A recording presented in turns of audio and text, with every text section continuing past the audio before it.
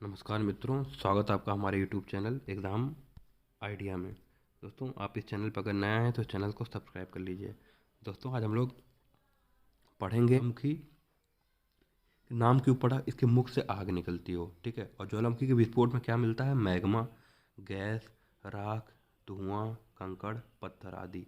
Exam में पूछता है कि क्या मिलता है। सबको लगता है सिर्फ मैग्मा, पर गैस, राख, धुआं, कंकड़ सब निकलता है, ठीक है। और ये जिससे निकलती हुई एक नली होती है, ठीक है, उसको निकास नली कहते हैं। ये देखिए, अब नली आपको दिख रही है, ठीक है। पृथ्वी में ये मैग्मा मैग्मा क्या है?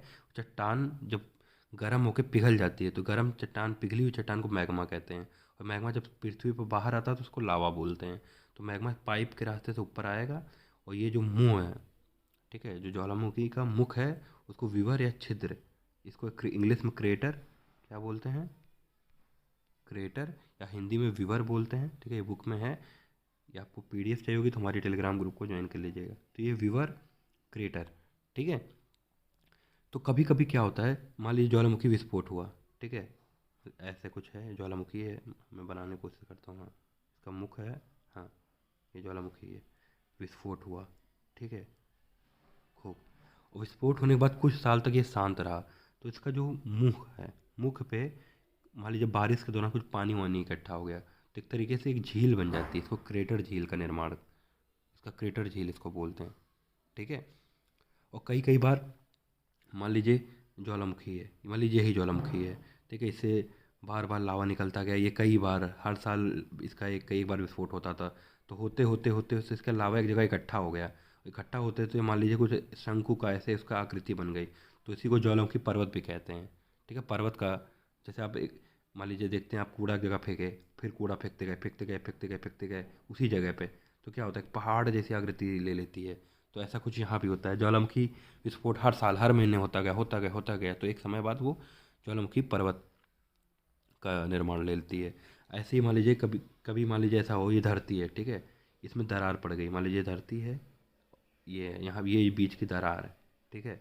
दरार पड़ जाती है और इस दरार से लावा बाहर आए और फैल के, ठीक है, जब उस लावा ठंडा होता है तो वहीं रुक जाता है और वो मिट्टी का एक तरीके से वहाँ बन जाता है। तो हमारा जो दक्कन या दक्षिण का रीजन है, दक्कन पठार है, ठीक है, वो इसी से बना है, वो लावा से बना है, ठीक है। इसलिए वहाँ की मिट्टी काली मिट्टी पाई जाती है। भारत का जो दक्कन का पठार, जो मुंबई गुजरात वाला रीजन है, और तो कर्नाटक वाला, उसका निर्माण ऐसे ही है, हुआ था बहुत साल पहले। पृथ्वी में जो दरार आ गई थी तो पृथ्वी के लावा निकला, लावा जब सूख गया, ठीक है, तो वहीं की मिट्टी वो बन गई। अब आते हैं ज्वालामुखी का उद्गार या ज्वालामुखी विस्फोट क्यों होता है। तो दोस्तों, जहाँ पर भूतल कमज़ोर होता होता है, मान लीजिए जैसे, और भूतल कहाँ कमज़ोर होता है, ये दुर्बलता मंडल, जो एस्थेनोस्फियर है, ठीक है, वो, क्योंकि वहाँ पे चट्टानें तरल फॉर्म, तरल हैं, ठीक है। तो चट्टानें जब तरल हैं, जैसे आप देखते होंगे, मान लीजिए आप रोटी हो गई, ठीक है, रोटी जब आप सेकते हैं फूलती है, तो ज़्यादा उसको जब सेकेंगे फूल के उसमें छेद हो जाता है, और जैसे छेद होता है तो वहाँ से भाप बाहर आने लगता है। तो सेम ऐसा कुछ है, पृथ्वी के अंदर बहुत सारी गर्म चट्टानें हैं, ठीक है। तो वो गर्म होकर एकदम गर्म होती रहती हैं, जैसे उनको कहीं रास्ता मिल गया, कहीं भी छेद मिल गया पृथ्वी पे, ठीक है, या कोई भी रास्ता मिल गया, तो उसको उसी रास्ते से वो बाहर आ जाती हैं, ठीक है। वही हमारे साथ होता है, पृथ्वी, मतलब वही पृथ्वी के साथ होता है। जैसे आप दिवाली में अनार पटाखे देख सकते हैं, ठीक है दोस्तों। आइए अब आगे देखते हैं। तो अब ज्वालामुखी कितने प्रकार के होते हैं? तो दोस्तों, ज्वालामुखी तीन प्रकार के होते हैं। पहला सक्रिय ज्वालामुखी यानी एक्टिव वोल्केनो।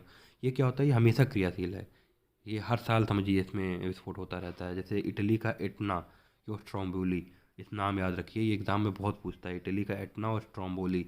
स्ट्रोम्बोली को तो खास कर याद रखिए, ठीक है। स्ट्रोम्बोली ज्वालामुखी है कहाँ? भूमध्य सागर, मेडिटेरेनियन सी या भूमध्य सागर में, ठीक है। तो ये हमेशा इसमें विस्फोट होता है, तो इससे उस पर आसपास का क्षेत्र ना हमेशा प्रकाशमान रहता है। तो इसीलिए इस ज्वालामुखी को भूमध्य सागर का प्रकाश स्तंभ भी कहते हैं। आपसे कोई क्वेश्चन पूछे कौन से ज्वालामुखी को भूमध्य सागर का प्रकाश स्तंभ कहते हैं, तो क्या बोलेंगे? स्ट्रोम्बोली, ठीक है। आगे देखते हैं। और एक और क्वेश्चन इससे बन सकता है, संसार का सबसे ऊंचा सक्रिय ज्वालामुखी कौन सा है? तो दक्षिण अमेरिका का कोटोपैक्सी, ठीक है। सबसे ऊंचा सक्रिय ज्वालामुखी कौन सा है? कोटोपैक्सी।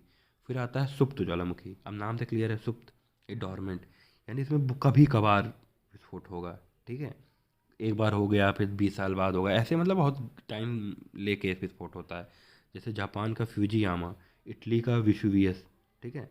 और तीसरे टाइप का होता है शांत ज्वालामुखी या एक्सटिंक्ट ज्वालामुखी। नाम से क्लियर है, ये कभी कभार मान लीजिए 1000 साल पहले एक बार विस्फोट हुआ और काफ़ी सालों दो से विस्फोट होने का चांस नहीं है, या मतलब ज्वालामुखी मुख है वो भर जाता है मान लो किसी कारणवश।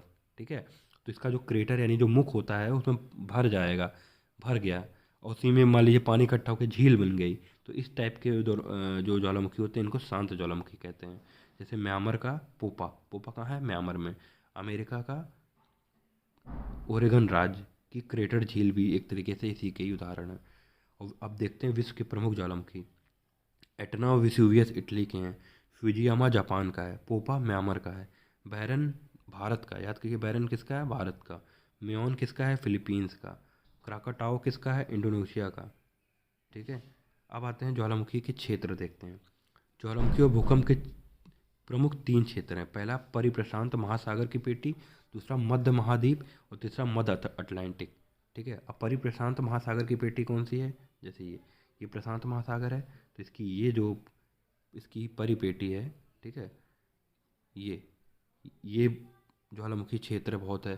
दूसरा जो मध्य द्वीपी, ठीक है, ये महाद्वीप है, महाद्वीप का जो मध्य वाला हिस्सा है कि ये हो गया। ठीक है, और तीसरा अटलांटिक के पास। ठीक है, ये तीन। और जो ये ज्वालामुखी के क्षेत्र हैं यही भूकंप के भी क्षेत्र माने कुछ कुछ माने जाते हैं। ठीक है, तो इसका एक ऐसे आप पढ़ सकते हैं, जहाँ मोड़दार पर्वत है अधिकतर ज्वालामुखी क्षेत्र वहीं पाए जाते हैं, क्योंकि पृथ्वी की पपड़ी का एक भारी किनारा जब दूसरे हल्के किनारे के नीचे घुसकर पिघलता है तो मैग्मा बनकर ज्वालामुखी के बाहर आता है। तो जैसे कि पर्वत देखिए, मोड़दार पर्वत कैसे बनते हैं, दो प्लेट टकराते हैं। ठीक है, तो एक प्लेट नीचे जाता है, नीचे जाता है तो दूसरे को ऊपर उठाता है। ये जब उसके नीचे जाता है तो धरती के नीचे पहुंचता है, वहाँ गर्मी से फिर ये ही पिघल जाता है, और पिघल जाता है तो मैग्मा बन के बाहर आता है। ठीक है, तो दोस्तों ज्वालामुखी का लाभकारी प्रभाव भी है, हानिकारक प्रभाव भी है। लाभकारी क्या है कि इसकी मिट्टी उपजाऊ होती है, इस खनिज पदार्थ मिलता है, ये गर्म जल का स्रोत होता है। ठीक है, इससे हम भूतापी बिजली परियोजना भी बना सकते हैं। ठीक है, और हानिकारक प्रभाव क्या है, लावा जब भी आता है तो उससे दब के बहुत सारे जीव जंतु मर जाते हैं। भूकंप वगैरह भी ज्वालामुखी की वजह से आ सकता है। ठीक है, समुद्र में ज्वालामुखी विस्फोट से जल उबलने लगता है, जिसे बड़वानल कहते हैं। मान लीजिए समुद्र के अंदर ज्वालामुखी विस्फोट हो रहा है तो जल गर्म हो जाएगा, गर्म हो जाएगा तो उससे जो समुद्री जीव हैं वो उनको खतरा है। कई बार जहरीली गैस भी ज्वालामुखी के विस्फोट के दौरान निकलती है। ठीक है, अब आते हैं भूकंप। भूकंप क्या होता है, जब पृथ्वी की सतह पर अचानक से कंपन होने लगता है तो उसको भूकंप कहते हैं।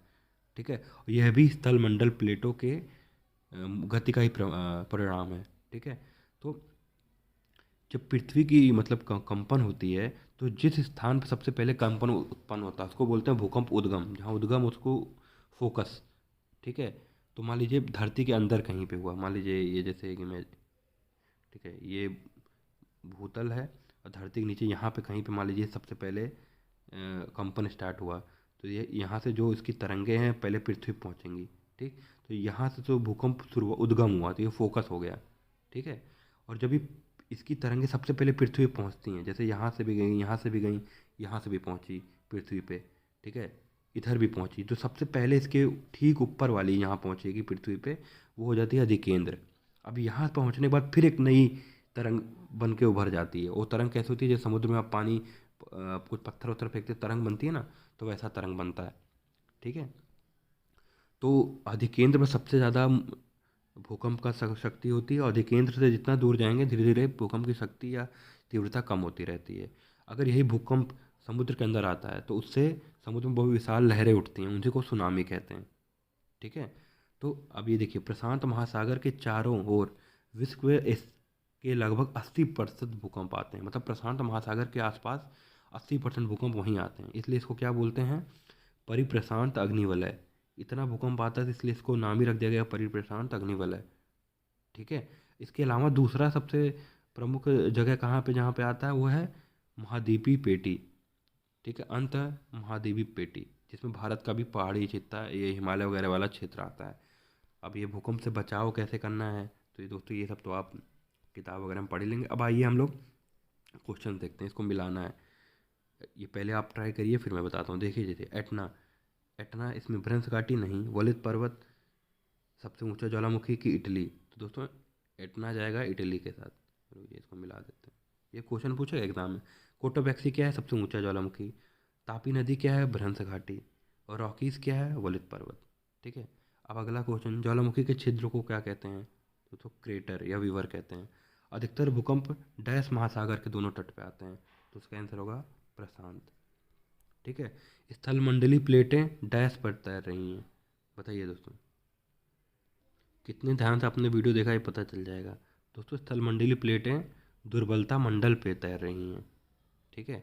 और अगला, मैग्मा जब धरातल पर फैलता है तो उसे क्या कहते हैं, तो उसे लावा कहते हैं। तो दोस्तों ये चैप्टर हुआ कंप्लीट।